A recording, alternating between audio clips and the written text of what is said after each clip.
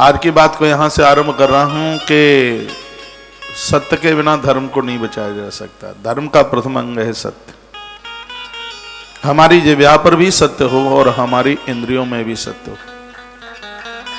हम सत्य के पुजारी बने। सत्येन रक्षते धर्मो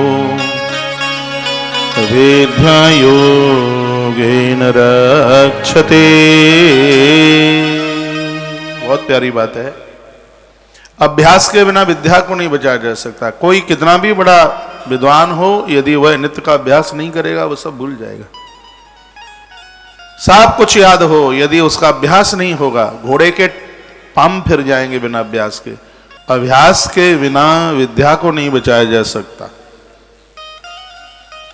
सत्य के बिना धर्म को नहीं बचाया जा सकता। इसलिए मुझे भी और आपको भी और तीसरे को भी सत्य का अनुसरण करना चाहिए। देखो, सत्य परेशान तो हो सकता है, लेकिन सत्य कभी पराजित नहीं हो सकता।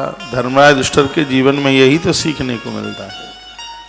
सत्य के रास्ते पर चलने वाले लोग परेशान हो सकते हैं, लेकिन वो पराजित नहीं हो सकते। प्रभु राम सत्य में है। जो सत्य के रास्ते का चुनाव करता है, बंदर भालू भी उसके सहयोगी बनते हैं। जिसने अधर्म के रास्ते का चुनाव किया है, सगा अपना भाई विभीषण भी रावण का संग छोड़ देता है। इसलिए सत्य कोई चीज है। सत्येन रक्षते धर्मो विद्या योगेन रक्षते। मृजया रक्षते पात्रम। बर्तन को मांजोगे नहीं, साफ नहीं करोगे तो वो गल जाएगा। चाहे चांदी का हो, चाहे तांबे का हो, चाहे पीतल का, वो गल जाएगा। मृजया, मृजया माने मांझना, उसको रेगड़ना, उसको साफ करना। वो बर्तन में चमक रहती है, वो लंबा समय तक चलता है जिन बर्तनों को साफ किया जाता है, मांजा जाता है। तो व्यक्ति के लिए सत्य तो झाड़ू की तरह समझ लीजिए। जैसे झाड़ू लगाने पर कूड़ा करकट नहीं रहता, सबको चमकता है। सत्य का झाड़ू लगा करके काम क्रोध लोभ मोह मद मत्सर के कचड़े नहीं रहते। वो बर्तन को साफ करने के लिए उसको जूना कहते हैं, जिसको रगड़ते हैं। जब उसको रगड़ते हैं जूने के द्वारा तो बर्तन चमक जाता है। जब सत्य के रास्ते पर यह जीव चलता है तो उसका चरित्र भी ऐसे ही चमक जाता है। सत्य का जूना खूब लगाओ, इसमें खूब लगाओ। और मैं तो कहता हूं कि जब काम सब सत्य बोलकर धर्म के रास्ते पर चल करके हो रहे हैं तो लोग असत्य का सहारा क्यों लेते हैं? ये कथाएं यही तो बताती हैं। झूठ रावण बोलता है, अन्याय है, दुराचारी है, उसके पुतले फूंके जाते हैं। मेरे प्रभु श्री राम जी सत्य का अनुसरण करते हैं। घर घर में उनकी पूजा होती है।